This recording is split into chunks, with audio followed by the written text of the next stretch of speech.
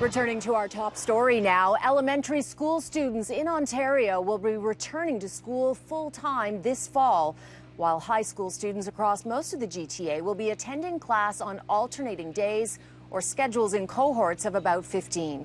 Face coverings will be mandatory for grades 4 to 12 and will be encouraged for kindergarten to grade 3 students.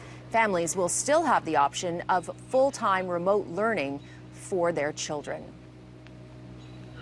And joining me now is grade 3 teacher Beth Johnston. And Beth, you're still absorbing this announcement. What is your initial reaction, and what do you think it means for you as a teacher and how you're going to be able to teach and keep your children safe?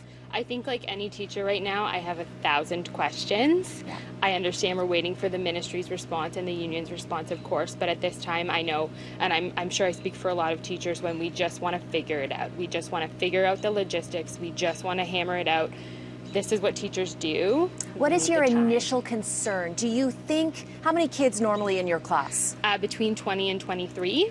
Do you think you can keep them socially distant and apart, like a meter apart or so? I think I can try, but I think as we get more comfortable, it will relax, and that's what's concerning. Mm-hmm. And I know that the way my students in particular play, they just want to play together, and that's very concerning to me as well. How do you stop that? And how do you stop that? Am I the one that stops that? Do I enforce that? I know play is so important to development and learning, and I don't want to have to enforce it, but I wonder if we will have to. So you'll be wearing a mask? Yes. Your grade 3 students will not. Do Yes. you think they should be? Are you comfortable with that? I think I would be comfortable if there were smaller classes. Okay. Potentially. I will try to distance from them, but teaching primary, how do you show someone that this is how you actually do multiplication from 2 meters away? That's a concern. What about bathrooms?